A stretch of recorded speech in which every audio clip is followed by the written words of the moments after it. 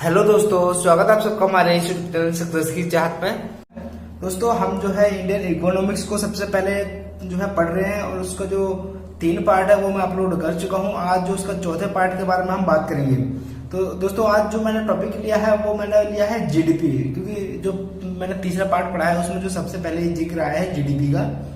तो मैं चाहता हूं कि आपको सबसे पहले जीडीपी पता हो, ठीक है। तो जीडीपी गणना कैसे करते हैं, या क्या होती है, कितने प्रकार की होती है, कैसे आकलन करते हैं, या इसके आंकड़े कौन जारी करता है, इन सब के बारे में हम बहुत ही ज्यादा डिटेल से पढ़ने वाले हैं। और इस टॉपिक से रिलेटेड आपके जितने भी क्वेश्चन एग्जाम में आते हैं आप उन क्वेश्चंस को हल कर पाएंगे।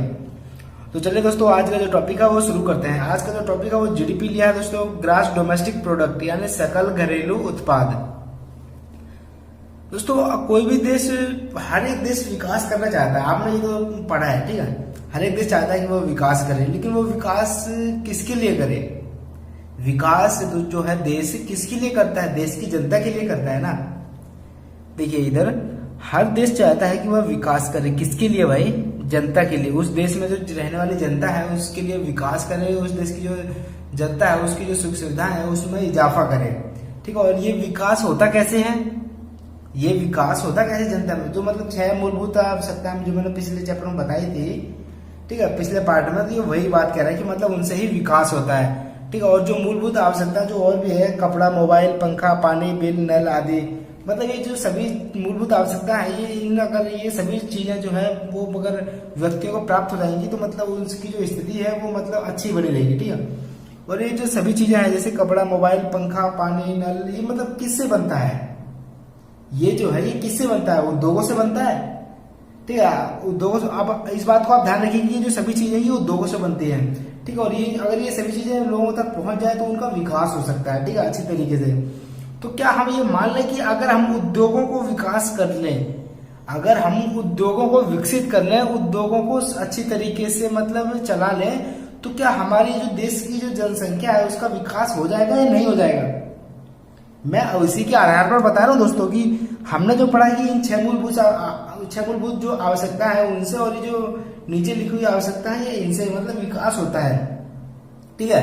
तो मतलब ये जो विकास है, ये जो मतलब चीजें हैं, ये किससे बनती है? ये उद्योगों से बनती है। अगर मैं आपको एक बात बताऊं कि मतलब उद्योगों को ही अगर हम विकसित कर दें, और फिर अगर जब हम उद्योगों को विकसित करेंगे तो मतलब ये सब सभी चीजों का उत्पादन होगा, हर एक चीज का। और ये हर एक चीज का जो उत्पादन हो रहा है ये मतलब सभी लोगों तक पहुंचेंगे। तो क्या मैं ये कह सकता हूं कि अगर हम सिर्फ उद्योगों को विकसित करते हैं तो मतलब जो लोग हैं वो स्वयं विकसित हो जाएंगे? ठीक है। तो इसका जो जवाब है वो दोस्तों बिल्कुल हाँ है, ठीक है। क्योंकि अगर हम उद्योगों को, किसी देश के उद्योग अच्छी तरीके से स्थापित, अगर हम उसको अच्छी तरीके से मतलब विकसित करते हैं तो उस देश की जो जनसंख्या है वो भी मतलब विकसित हो जाएगी, ठीक है। देखते हैं कैसे। हर एक चीज के पीछे उद्योग काम कर रहे हैं। तो क्या यह कहा जा सकता है कि मूलभूत सुविधाओं को विकसित करने से बेहतर है अपने देश में उद्योगों को विकसित करना? दोस्तों, मैंने यही बात बताई कि मैंने आपको बताया कि 6 मूलभूत आवश्यकता है, उनसे विकास होता है, ठीक है। और ये जो आवश्यकता है ये मतलब उद्योगों से बनती है। तो क्या मैं ये कह सकता हूँ कि अगर हम उद्योगों को ही विकसित करते हैं तो जो मूलभूत आवश्यकता है ये उनकी बिल्कुल मतलब अच्छी तरीके से लोगों तक पहुंच जाएगी, ठीक है। तो इसका जवाब यस है दोस्तों, ठीक है।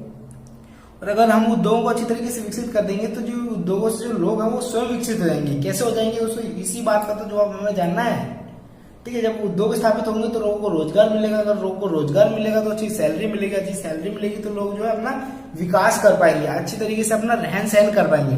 तो बस यही है, बिल्कुल सिंपल सा, ठीक है। देखते हैं, देश जो है वो विकास करता है किसके लिए? जनता के लिए, ठीक है। जो विकास करता है किसी भी चीज का वो उत्पादन करता है, ठीक है। किसी भी मतलब कोई भी उद्योग जब स्थापित होते हैं तो उस उद्योग में कोई ना कोई वस्तु जरूर तैयार की जाती है, उसका उत्पादन होता है, ठीक। और जब उस वस्तु का उत्पादन ज्यादा हो जाता है, जब उस वस्तु का उत्पादन ज्यादा हो जाता है तो उसे दूसरे देश में जो है निर्यात कर दिया जाता है दोस्तों, दूसरे देश में भेज दिया जाता है। जैसे हमारे देश में जैसे मतलब किसी भी चीज का अगर ज्यादा वो जो उत्पादन हो गया तो हम उस देश को, जिस देश को जरूरत है उस चीज की, हम उस देश को बेच देंगे, तो मतलब उसका निर्यात कर देंगे, ठीक है। और जब अगर इस मतलब ये कम हो जाता है दोस्तों, मतलब अगर किसी देश में उत्पादन कम होता है तो वो उस देश से आयात कर लेता है दोस्तों, ठीक है। दोस्तों, यहाँ पे निर्यात लिखा तो यहाँ पर आयात आएगा दोस्तों, आयात मतलब इम्पोर्ट, ठीक है। दोस्तों, छोटी मोटी गलती हो जाती है लिखने में, ठीक है। आयात मतलब इम्पोर्ट और निर्यात मतलब एक्सपोर्ट,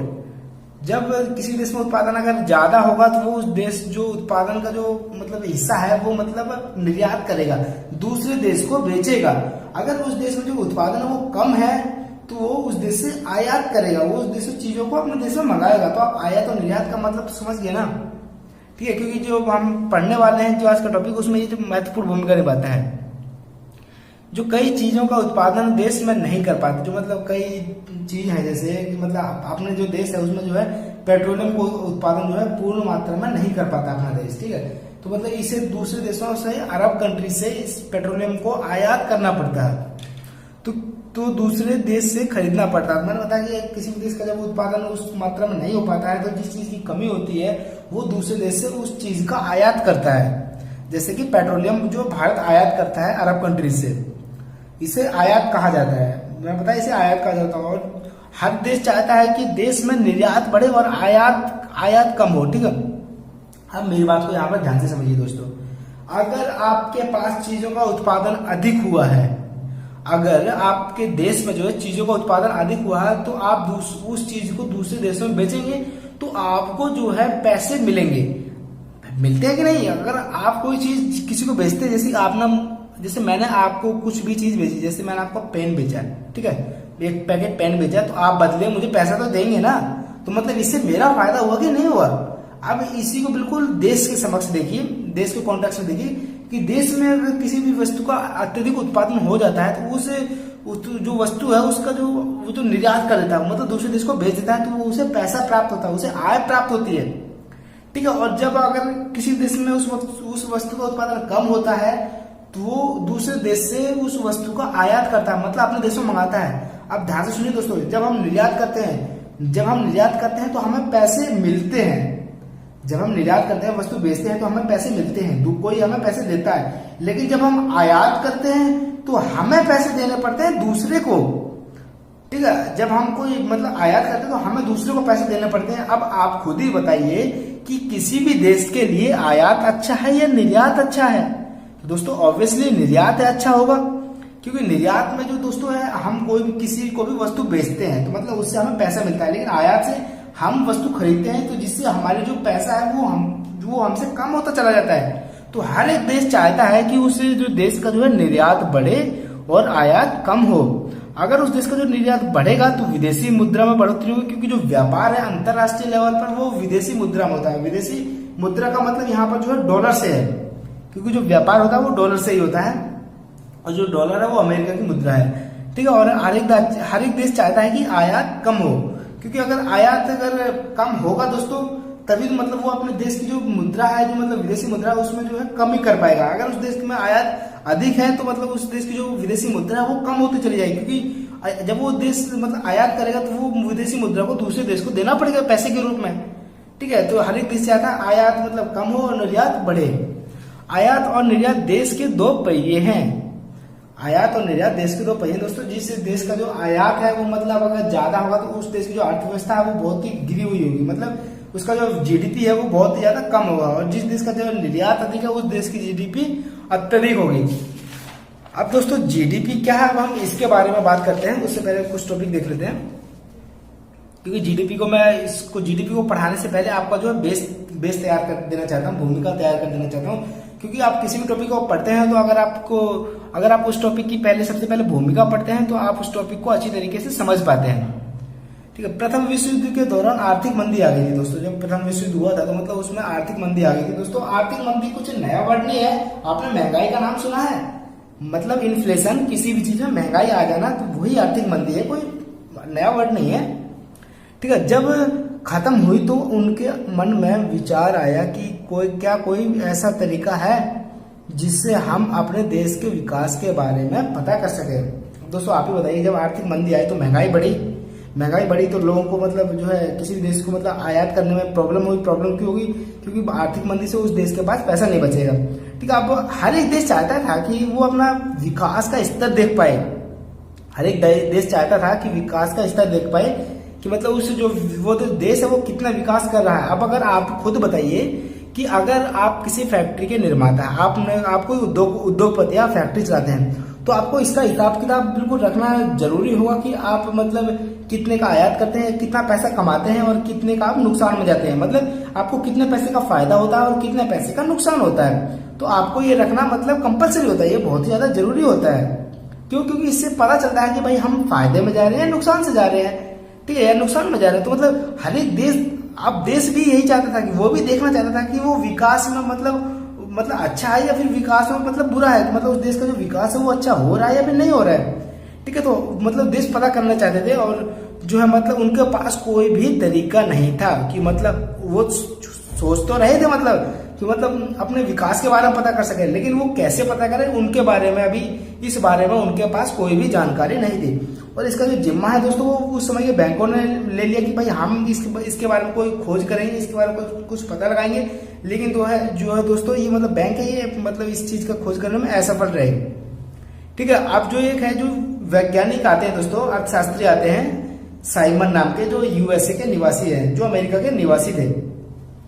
इन्होंने जीडीपी का शब्द दिया सबसे पहले। तो दोस्तों यहाँ पर आपसे क्वेश्चन बन जाता है 1 नंबर का कि जीडीपी का जो शब्द है वो सबसे पहले किसने दिया था, या वो कहाँ के निवासी थे, या वो कौन थे। तो आप इन्हें याद रखें कि उनका नाम साइमन था, ये अर्थशास्त्री थे और ये यूएसए के निवासी थे, ठीक है। इन्होंने बताया कि जो जीडीपी से है वो हम अपने देश के जो विकास है उसके बारे में हम पता कर सकते हैं, ठीक है। जीडीपी मतलब ग्रास डोमेस्टिक प्रोडक्ट, सकल घरेलू उत्पाद, और इसका जो उपयोग है इसमें इन्होंने खुद उपयोग किया 1935 से 1944 तक, ठीक है। और जब जीडीपी को जो सपोर्ट दे दिया किसने, आईएमएफ ने। आईएमएफ दोस्तों 1945 में जब वो आईएमएफ बनी थी, वैसे तो इसकी नहीं 1948 में रखी गई दोस्तों आईएमएफ की, ठीक है। जो मतलब 1945 में जब मतलब द्वितीय विश्व शुरू हुआ, मतलब समाप्त हुआ, तो आईएमएफ और वर्ल्ड बैंक इनकी जो है कि ये मतलब कॉन्सेप्ट यहाँ पर निकल कर आया 1935 में कि ये इस जैसी संस्था भी कुछ होने चाहिए, ठीक है। जो मतलब अगर किसी देश में आर्थिक मंदी आ जाए या फिर कोई भी देश विकास नहीं कर पाए तो वो इनसे लोन ले सके। तो ये 1945 में निकल कर सामने आए और 1945 में ही इन्होंने जो है आईएमएफ ने जीडीपी को सपोर्ट किया कि मतलब ये जो साइमन जो है व्यक्ति जो कह रहा है यूएसए का निवासी बिल्कुल सही कह रहा है, और इस तरीके से हम जो है अपनी जीडीपी का पता लगा सकते हैं, किसी भी देश की जीडीपी का पता लगा सकते हैं। दोस्तों उस समय जो आईएमएफ है वो बहुत ज्यादा चर्चित हुआ था क्योंकि नया जो उसमें बना था और यहीं से जो है ये चर्चित हो गया। अब दोस्तों आप खुद ही सोचिएगा, अगर किसी को कोई सपोर्ट कर दे, कोई व्यक्ति जो मतलब चर्चित है, तो उस जो व्यक्ति है उसकी भी वैल्यू बढ़ जाती है। अब अगर आप खुद सोचिए कि अगर आप मतलब एक दिन के लिए भी आप अंबानी के साथ मतलब रह लें या फिर उसके जो ड्राइवर बन जाए या फिर कुछ भी मतलब उसके साथ रह लें, तो जो आपकी जो पोजीशन है आपकी पोजीशन भी बढ़ जाएगी, आपकी पोजीशन में भी इजाफा हो जाएगा कि नहीं, क्योंकि वो जो जाने माने व्यक्ति हैं उनकी देश में बहुत ज्यादा पहचान है, ठीक है। अब जो है जीडीपी को देखते हैं कि जीडीपी हम इतने देर से पढ़ते आ रहे हैं, जीडीपी सकल घरेलू उत्पाद, ये है क्या, होती क्या है ये जीडीपी, ठीक है। तो इसके बारे में हम देखते हैं दोस्तों। इसको बहुत ध्यान से समझना है इसकी परिभाषा को, ठीक है। अब ध्यान से समझिए कि एक देश में उसकी सीमा के अंदर जितनी वस्तुओं एवं सेवाओं का उत्पादन किया जाता है उसका कुल मूल्य जीडीपी कहलाता है। अब दोस्तों यहाँ पर आप ध्यान से समझिए क्योंकि ये बात है भाई, ये मैं आपको समझाना पड़ेगा, ठीक है दोस्तों। मेरी ड्राइंग पे मत जाइए, ठीक है। यहाँ पे इस तरीके ये मतलब मान लीजिए आप भारत का मैप है, ठीक है, भारत का मैप है। तो इस भारत की मैप की जो सीमा है मतलब जो रेखा है इसके अंदर जितनी भी फैक्ट्री हैं, जितनी मतलब किसी भी राज्य में, किसी भी जिले में, किसी भी गांव में जो कुछ भी उत्पादन हो रहा है, मतलब मैं भारत की सीमा जो है बाहरी बाउंड्री सीमा उसकी बात कर रहा हूं कि उसके भीतर उसके अंदर जितनी भी वस्तु और सेवाओं का उत्पादन हो रहा है और उस वस्तु और सेवा के उत्पादन के मूल्य को मतलब उस मूल्य का जो है वो पैसों में कन्वर्ट कर दिया जाए, उस मूल्य को पैसों में कन्वर्ट कर दिया जाए तो उसका जो टोटल मूल्य होता है वही जीडीपी कहलाता है। समझे कि नहीं समझे? अब दोस्तों इधर मैं आपको एक और तरीके से समझाता हूँ, ठीक है, क्योंकि इसको समझना आपके लिए बहुत ही ज्यादा इंपॉर्टेंट है। अगर आप इस चीज को समझ गए तो आज का जो चैप्टर है आप उस चैप्टर के बारे में बहुत ही ज्यादा आसानी से समझ पाएंगे। अब मान लीजिए कि यहाँ पर दोस्तों मैंने क्या बताया, किसी भी देश की सीमा के अंदर, अब इस देश की सीमा के अंदर मतलब भारत में विदेशी कंपनियां भी निवेश कर रही है कि मतलब विदेशी कंपनियां भी हैं भारत के अंदर की नहीं है दोस्तों, मतलब वो भी भारत में निवेश कर रही हैं, वो भी भारत में किसी चीज का उत्पादन कर रही हैं। तो दोस्तों क्या उनकी वस्तु को भी गिना जाएगा जीडीपी में? तो दोस्तों बिल्कुल गिना जाएगा, क्योंकि मैंने बताया कि भारत देश की सीमा के अंदर तो जो फैक्ट्री है वो भी तो भारत की सीमा के अंदर ही है कि नहीं है? तो मतलब उसे भी गिना जाएगा। अब मान लीजिए कि एक साल में यहाँ पर जो है 3 मार्कर का उत्पादन हुआ है, ठीक है, 3 मार्कर का उत्पादन हुआ है, और जो सेवाएं हैं वो जो मार्कर का रेट है वो मतलब 1 मार्कर का 100 रुपये रेट है। ये भी बताऊंगा कि उसका जो रेट है वो कौन तय करता है, ठीक है, क्योंकि ये भी इंपॉर्टेंट है। तो मतलब जब एक टोटल जो है 3 मार्कर का उत्पादन हुआ है, या फिर 3 पेंसिल मान लीजिए, आप किसी भी कुछ भी 3 मान लीजिए, मतलब पूरे साल में एक देश में सिर्फ 3 मार्कर का उत्पादन हुआ है, और 1 मार्कर का जो रेट है वो 100 रुपये है, तो 3 मार्कर का रेट क्या होगा? 300 रुपये, ठीक है। और जो सेवाओं का रेट है जो मतलब एक साल में वो मतलब मान लीजिए आप 200 रुपये का उत्पादन हुआ है सेवाओं का, मतलब 200 रुपये की सेवा हुई है। तो जो टोटल की सेवा कितनी आई वो 500 रुपये की आ गई। एग्जाम्पल के तौर पर समझिए, टोटल सेवा 500 रुपये की आ गई। अब जो टोटल सेवा जो मतलब रुपए आया है, हमने क्या इनको पैसों में कन्वर्ट किया, क्योंकि उत्पादन तो मार्कर का हुआ है ना भाई, मार्कर को हमने पैसों में कन्वर्ट किया है, और जो सेवा का उत्पादन हुआ है और हमने सेवाओं को भी पैसे में उत्पादन वो जो कन्वर्ट किया है। तो मतलब इसका जो ये 500 रुपये है, तो ये मतलब देश की जो है टोटल जीडीपी है। दोस्तों इसके बारे में आपको और भी ज्यादा डिटेल से पढ़ाऊंगा आगे, और भी ज्यादा अच्छी तरीके से समझाऊंगा, ठीक है। देखिए यही एग्जाम्पल लिया मैंने यहाँ पर, ये आपको समझाने के लिए एग्जाम्पल के तौर पर समझते हैं कि जैसे कोई भी ईयर है, मान लीजिए 2017 में, ठीक है, 2017 में जो है मतलब एक साल में 3 मार्कर का उत्पादन हुआ है, और 1 मार्कर का जो मूल्य है वो 100 रुपये है, ठीक है। और जो मतलब फिर टोटल जीडीपी कितनी होगी, मतलब 300 रुपये की प्लस सेवा, मतलब सेवा भी जितने की होगी, मैं बताया कि 200 रुपये का सेवा मान लीजिए तो 500 रुपये की टोटल जीडीपी होगी। यहाँ पर जो है वो 300 रुपये की टोटल जीडीपी आ गई, ठीक है। अभी इन मार्कर में देखिए आप क्या क्या लगा है, या तो ये मार्कर घर पर बनाएगा कोई, या तो आप अपने घर पर बनाएंगे, या इन मार्कर का उत्पादन सरकार करेगी, या इन मार्कर का उत्पादन कोई विदेशी कंपनी करेगी, ठीक है। तो मतलब कोई भी करे उत्पादन, मतलब आपको मतलब ये है कि भारत की जो सीमा है उसके अंदर उत्पादन होना चाहिए, बस आपको यही देखना है, ठीक है। तो ये इस देश की जो टोटल जीडीपी आ जाएगी, ठीक है। अभी इसको भी हम आगे और भी ज्यादा डिटेल से बताऊंगा, अगर आपको समझ में नहीं आई होगी तो दोस्तों घबराइएगा मत। अब मैं आपको और भी आगे बताने वाला हूँ सही तरीके से, बिल्कुल आगे, मतलब कि मैं आपको कई बार समझाऊंगा, ठीक है, 2-3 बार समझाऊंगा। अगर आपको फिर भी समझ में नहीं आएगा दोस्तों तो आप कमेंट करिए, मैं आप इसमें कुछ और भी ज्यादा बेहतर करने की कोशिश करूंगा, और फिर आपको नए तरीके से समझाने की कोशिश करूंगा, ठीक है। वैसे मैं चाहता हूँ कि अगर आपको समझ में ना आए तो आप इस वीडियो को दोबारा देख लीजिए, तो आपको जरूर समझ में आ जाएगी। दोस्तों आप देखते हैं जीडीपी के घटक क्या है। मैंने आपको बताया कि जो वस्तु का उत्पादन होता है दोस्तों, वस्तु या सेवा, वो मतलब बनती किस चीज से है। आपको ये भी तो देखना कि मैंने जिससे ये तो बता दिया कि मार्कर का उत्पादन हुआ एक साल में, लेकिन वो मार्कर बना कैसे है, वो मार्कर बनाया किसने है, ठीक है। उस मार्कर में क्या क्या चीजें लगी हैं, क्या क्या कच्चा माल लगा है, वो भी तो हमें देखना है। जीडीपी के घटक क्या है, ये 3 तरह के जो मुख्यतः घटक होते हैं, प्राथमिक क्षेत्र, द्वितीयक क्षेत्र और तृतीयक क्षेत्र, ठीक है। प्राथमिक क्षेत्र है जो दोस्तों वो कृषि से रिलेटेड होता है, प्राथमिक क्षेत्र जो है कृषि से रिलेटेड होता है, मतलब इसमें कृषि कार्य होता है, ठीक है। और जो द्वितीयक क्षेत्र है उसमें विनिर्माण होता है, विनिर्माण मतलब उद्योगों में। अब जैसे कृषि कार्य मतलब किसी भी चीज को हमने उसका रूप परिवर्तन जब हम कर देते हैं उद्योगों के द्वारा, मनुष्य अपने कौशल से, ठीक है, या अपने श्रम से, तो उसे जो है विनिर्माण कहते हैं, ठीक है। उसे द्वितीय क्रियाकलाप के अंतर्गत आ जाता है। जैसे जो गन्ना है वो मतलब प्राथमिक क्रिया के अंतर्गत आता है, लेकिन जब गन्ने का हम जो गुड़ या चीनी बना लेते हैं दोस्तों, तो वो जो है वो द्वितीय क्षेत्र के अंतर्गत आ जाता है, ठीक है। और जिसकी जो तृतीय क्षेत्र के अंतर्गत है वो जो सेवा आती है, मतलब कोई भी जब किसी को भी अपनी सेवा प्रदान करता है, जैसे डॉक्टर हो गया, वकील हो गया, टीचर हो गया, ये मतलब अपने दूसरे को सेवा प्रदान करते हैं। अब इन जो है 3 घटक है इनका जो टोटल मतलब मूल्य होगा दोस्तों, इसी को ही जीडीपी कहते हैं, और इसी से जीडीपी का पता लग जाता है दोस्तों। क्योंकि मैंने क्या बताया कि उत्पादन किससे होगा, या तो प्राथमिक क्षेत्र से होगा या द्वितीय क्षेत्र से होगा कि नहीं, उद्योगों से ही तो उत्पादन होगा, और किसी से उत्पादन होगा, और जो सेवा है वो तृतीय क्षेत्र से होगा। तो मतलब मैंने बात वही है कि आप प्राथमिक, द्वितीय, तृतीय ले लीजिए, या आप ले लीजिए वस्तुओं का उत्पादन प्लस सेवा, एक ही बात है दोस्तों, अलग अलग नहीं है। बस मैंने आपको थोड़ा मतलब डिटेल से बताया समझाने के लिए आपको। इनका जो कुल मूल्य होगा इनसे ही जीडीपी का पता लगाया जाता है। और दोस्तों जो जीडीपी है वो किसी भी देश है उसका विकास का जो है संकेतक होता है। अब दोस्तों आप खुद ही बताइए, अगर आपके देश में ज्यादा वस्तुओं का उत्पादन होगा, ज्यादा सेवाओं का उत्पादन होगा, तो आपका देश वैसे ही मतलब विकास करेगा। क्यों? क्योंकि अगर आपके पास ज्यादा वस्तुओं का उत्पादन होगा आपके देश में, तो ज्यादा फैक्ट्री है तो ज्यादा लोगों को रोजगार मिलेगा, मतलब वहां पे कोई बेरोजगार नहीं रहेगा। समझ रहे हैं कि नहीं? अगर आपके देश में ज्यादा वस्तुओं का उत्पादन हो रहा है, मान के चलिए आपके देश में जो ज्यादा वस्तु का उत्पादन हो रहा है, तो मतलब जो वस्तु का उत्पादन हो रहा है दोस्तों, उससे जो है मतलब ज्यादा फैक्ट्री है, क्योंकि ज्यादा फैक्ट्री है तभी तो ज्यादा उत्पादन हो रहा है। अब अगर ज्यादा फैक्ट्री है दोस्तों, तो मतलब ज्यादा फैक्ट्री ज्यादा जो है आपको कर्मचारी भी चाहिए, तो मतलब सभी लोगों को रोजगार भी मिल रहा है। जब सभी लोगों को रोजगार मिल रहा है, तो मतलब उनका जो है जो मतलब स्थिति है वो उसमें सुधार आ रहा है। तो दोस्तों इसे जो है विकास का पता लगाया जाता है।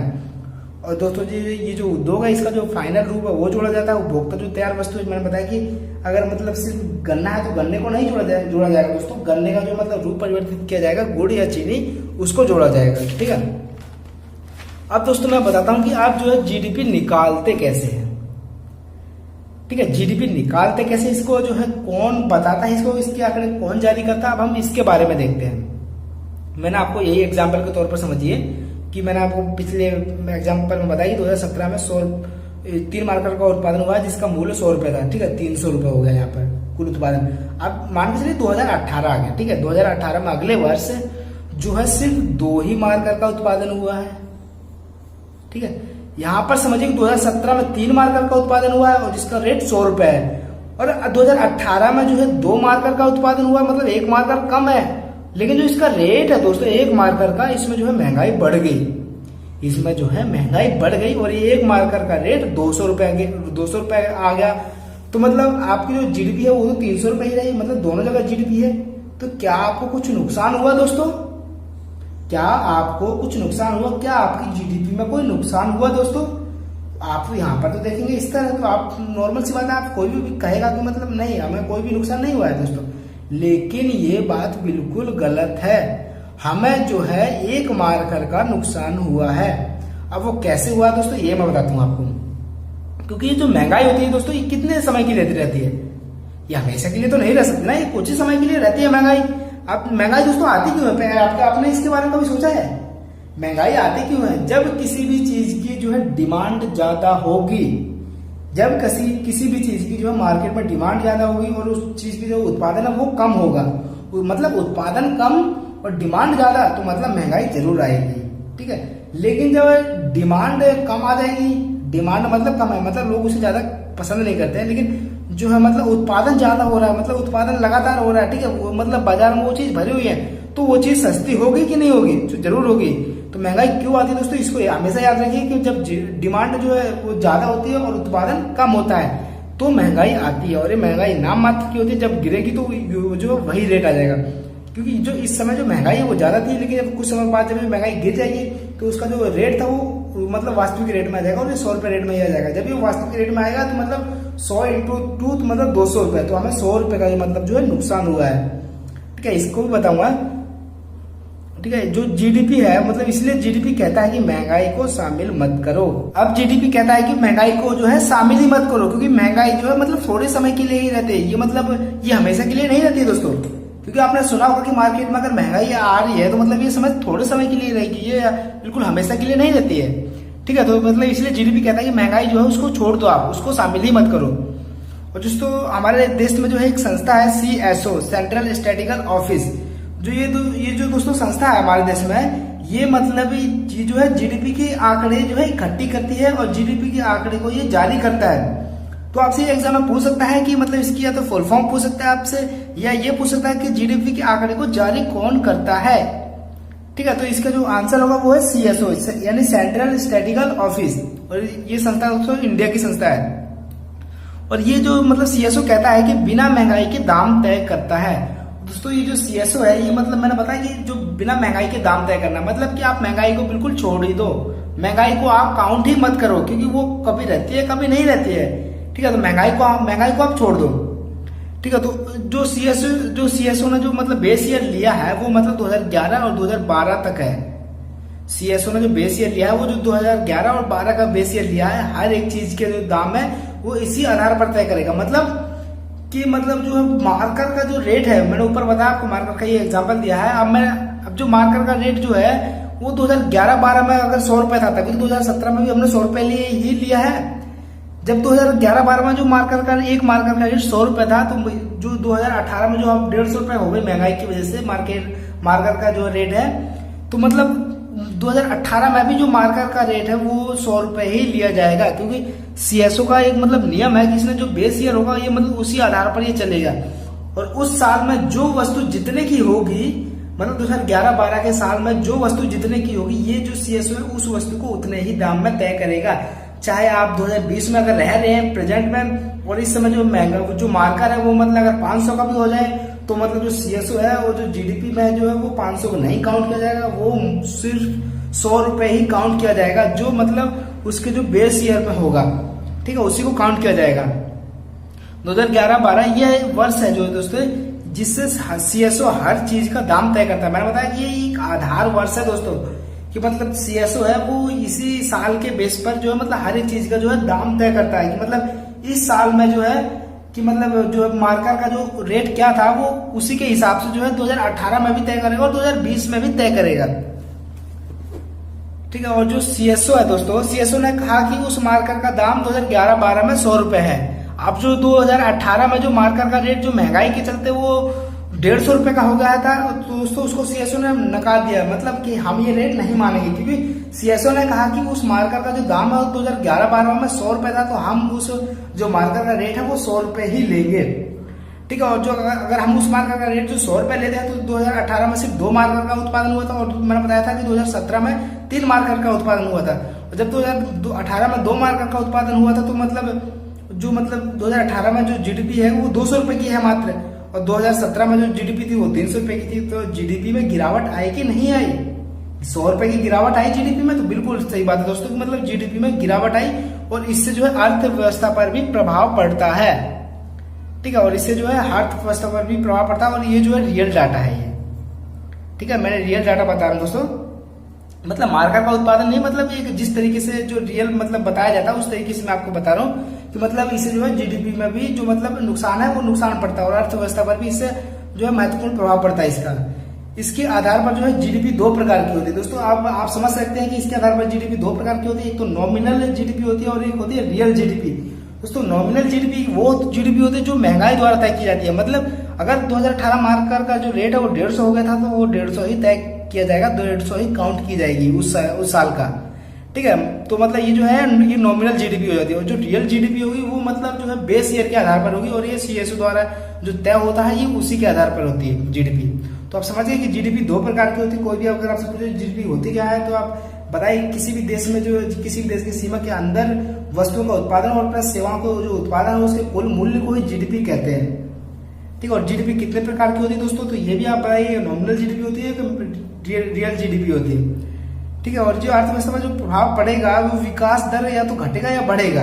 अब आप समझिए कि अगर जीडीपी पर कोई भी प्रभाव पड़ता है, ठीक है, उत्पादन पर कोई भी प्रभाव पड़ता है जीडीपी पर, या तो बढ़ती है या घटती है, तो इससे जो है विकास प्रभावित होता है। अगर जीडीपी आपकी बढ़ेगी तो विकास भी बढ़ेगा, और अगर आपकी जीडीपी घटेगी तो विकास भी मतलब विकास की दर है जो है वो भी घटेगी। अब जो जीडीपी को मापते कैसे, जीडीपी को जो मापने का तरीका वो एक बार देख लेते हैं। सबसे पहला जो तरीका जो है जीडीपी का वो है कांस्टेंट प्राइस, मतलब जो सीएसओ द्वारा तय करता है। कांस्टेंट प्राइस जो पिछले में बताया वही है ये। कांस्टेंट प्राइस मतलब जो है जो सीएसओ द्वारा तय करता है, जो अपने बेस ईयर के आधार पर जो है जो जीडीपी का जो कैलकुलेशन करता है वो है, ठीक है। जीडीपी का जो दूसरा तरीका है जो मतलब जो नॉमिनल जो जीडीपी है वो मतलब करंट प्राइस, मतलब उस समय उस वस्तु की क्या कीमत है। अब जैसे मैंने बताया कि सीएसओ जो है 11-12 का आंकड़ा लेता है, 11-12 ईयर का, लेकिन आप उसको छोड़ देंगे, और जो करंट प्राइस है जो मतलब 2020 का जो रियल डाटा, अगर 2020 में जो मार्कर है वो मतलब 500 रुपए की है, तो मतलब इस मार्कर का जो रेट है वो 500 रुपए ही गिरा जाएगा, और जीडीपी जो है 500 रुपए की में ही गिनी जाएगी, ठीक है। और अगर आपका फिर मतलब जो 18 में जो है या फिर 20 में जो है मतलब 2 मार्कर का उत्पादन हुआ है, तो जो आपकी जो मतलब जीडीपी है वो 1000 रुपए की हो जाएगी, क्योंकि जो उसका करंट प्राइस है वो 500 रुपए है, ठीक है। तो ये जीडीपी के मापने के तरीके होते हैं। अब जीडीपी जो दोस्तों मैंने बताया कि पहले बताया गुड्स है, गुड्स मतलब जो मतलब वस्तु है वो है, और सर्विस मतलब सेवा, ठीक है। अब जीडीपी जो दोस्तों जो निकलती है उस जीडीपी पर खर्चा क्या क्या आता है पहले उसे देखते हैं। उस जीडीपी पर या तो व्यापारी निवेश करेगा, मतलब कोई उद्योगपति है वो निवेश करेगा, या जो सरकार निवेश करेगी, या जो व्यक्ति की जो है खुद ही निवेश करेगा, ठीक है। तो इन जो तीनों है, इन तीनों के पैसे को मिलाकर प्लस जो निर्यात है दोस्तों, आप कभी मत भूलिए कि निर्यात और आयात क्या होता है। निर्यात मतलब अपने देश से जो है वस्तुएं भेजना मतलब बेचना, और आयात जो है खरीदना, ठीक है। एक आसान लैंग्वेज में बता रहा हूँ, तो आपके निर्यात माइनस आयात, तो मतलब इससे जो है टोटल जीडीपी का पता लगाया जा सकता है कि मतलब व्यापारी ने कितना निवेश किया, सरकार ने कितना निवेश किया और व्यक्ति ने कितना निवेश किया, प्लस निर्यात कितने का हुआ और माइनस आयात कितने का हुआ। तो मतलब इसका जो टोटल वो जो आ जाता है, ये टोटल जीडीपी आ जाता है। ठीक है, अब जो फाइनेंशियल ईयर दोस्तों इसको देखते हैं कि ये जो जीडीपी होती है दोस्तों 4 क्वार्टर में डिवाइड है। एक तो इसकी मतलब 1 साल की जीडीपी होती है और एक होती है मतलब 4 क्वार्टर में डिवाइडेड होती है जीडीपी। तो दोस्तों इसका जो फाइनेंशियल ईयर है वो अप्रैल से है, 1 अप्रैल से 31 मार्च तक, मतलब अप्रैल से जून, ठीक है, जुलाई अगस्त सितंबर, मतलब जुलाई से सितंबर, अक्टूबर से दिसंबर और जनवरी से मार्च, मतलब 3-3 महीने की जीडीपी। पहले तो हम 3-3 महीने का निकालते हैं, मतलब 3-3 महीने को वो जो है अपने देश के लिए, देश के जो विकास का जो है उसको पता करने के लिए निकालते हैं कि हमारी जो तिमाही जीडीपी होती है वो मतलब किस तरीके से चल रही है, कि हमारी तिमाही जीडीपी सही चल रही है या फिर नहीं चल रही है। अगर हमारी तिमाही जो जीडीपी है उसमें अगर घाटा होता है तो जो अगली तिमाही जीडीपी है उसमें हम जो है अधिक उत्पादन करने की कोशिश करते हैं। तो मतलब उसका जो मतलब 3-3 महीने की जो जीडीपी है, जो मतलब 4 जीडीपी होती है 3-3 महीने की, तो मतलब उसका जो मतलब औसतन जीडीपी होती है वो मतलब सही आ जाती है। क्योंकि अगर हम किसी जो तिमाही में जो जीडीपी कम उत्पादन होती है तो मतलब उसकी अगली तिमाही में हम जो है ज्यादा उत्पादन करने की कोशिश करते हैं और अगली तिमाही की जीडीपी को मतलब बढ़ाने की कोशिश करते हैं। ठीक है, मैं आपको एक रियल डाटा दे रहा हूँ दोस्तों, 2018-19 का जो है 1 जनवरी से 31 मार्च तक, मतलब ये चौथा क्वार्टर है दोस्तों। आप ये मत समझिए कि 1 जनवरी से 31 मार्च तक ये पहला क्वार्टर है दोस्तों, नहीं, ये चौथा क्वार्टर है। क्वार्टर मतलब बताया मैंने, जो जीडीपी है वो जो 3-3 महीने में नापी जाती है। वैसे तो हर एक साल की जीडीपी होती है, लेकिन जो 3-3 महीने की जीडीपी आएगी उसका जो औसतन जीडीपी होगी वो साल की जीडीपी में मापी जाती है। ठीक है, तो ये टोटल ये जो चौथे क्वार्टर की जीडीपी है, इसकी जो जीडीपी थी मतलब 18-19 में 1 जनवरी से 31 मार्च तक की जो जीडीपी थी, तिमाही जीडीपी, वो 5.8% मतलब तिमाही जीडीपी थी। ठीक है, ये जो हर 3 महीने में जीडीपी है नापी जाती है। मैंने यहाँ पर बताया 18-19 का आंकड़ा, जनवरी से मार्च तक का। आप देखिए 19-20 का आंकड़ा 1 अप्रैल से 30 जून, मतलब ये भी तिमाही जीडीपी, और ये जो है पहला जो है ये मतलब ये पहला क्वार्टर है जीडीपी का। ठीक है, और इसकी जो जीडीपी है वो 5% है। मतलब पिछले में तो हमने पढ़ा 18-19 में जनवरी से मार्च में की जीडीपी जो है 5.8 है। ठीक है, और जो हमने अप्रैल से जून तक में पढ़ा 19-20 में इसकी जीडीपी 5 आएगी। तो मतलब जीडीपी में गिरावट हुआ, जीडीपी डाउन हुई। तो क्या इससे कुछ फर्क पड़ेगा? बिल्कुल फर्क पड़ेगा। अगर जीडीपी डाउन होगी दोस्तों तो क्या होगा?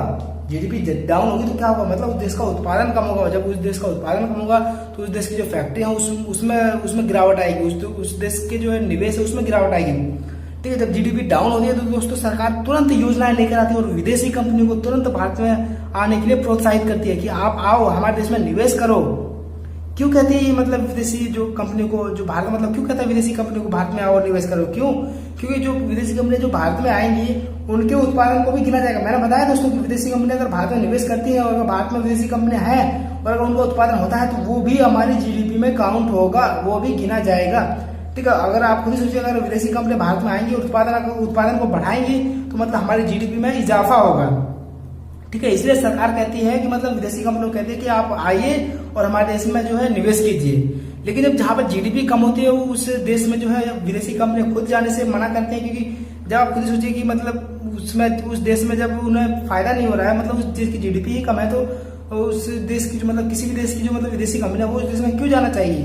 और अगर उस देश की जीडीपी सही है तो मतलब विदेशी कंपनियां जो है स्वयं आकर्षित होती है उस देश में इन्वेस्ट करने के लिए।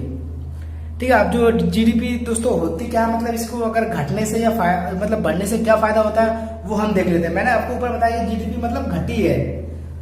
18-19 में जो है जनवरी से मार्च में जो जीडीपी थी वो 5.8 थी, लेकिन जो 19 से 20 है वो अप्रैल से जून के बीच जो जीडीपी आ गई वो 5 आ गई। पहले मतलब क्या थी 5.8 थी, मतलब इसमें गिरावट आई है। जब जीडीपी घटती है या बढ़ती है तो उससे क्या फायदा होता है पहले वो देखते हैं हम। ठीक है, मतलब कि आम व्यक्ति को क्या नुकसान होता है जीडीपी से? जैसे जीडीपी की मतलब गिरावट आई तो मतलब जैसे आप ही है या फिर मैं हूं तो मतलब हमें क्या फर्क पड़ता है, हम उसे भी देखेंगे। क्या होगा यदि हमारी जीडीपी घटकर 1% आ जाए? मैंने आपको ऊपर बताया कि 5% जीडीपी आ गई, और अगर आप खुद ही सोचिए कि अगर जीडीपी हमारी 1% आ जाएगी घटकर तो इससे क्या फर्क पड़ेगा? क्या कुछ फर्क पड़ेगा? दोस्तों इससे बहुत ही ज्यादा फर्क पड़ेगा। इससे आम लोगों की जिंदगी, क्या मतलब पूरा देश की जो अर्थव्यवस्था वो चरमरा जाएगी। किस तरीके से वो देखिए, जो मतलब देश की जो प्रति व्यक्ति आय दोस्तों मतलब 18-19 में जो आय थी वो थी 10,534 रुपए। ठीक है, प्रति व्यक्ति आय मतलब एक साल में एक व्यक्ति औसतन इतना रुपए कमाता है।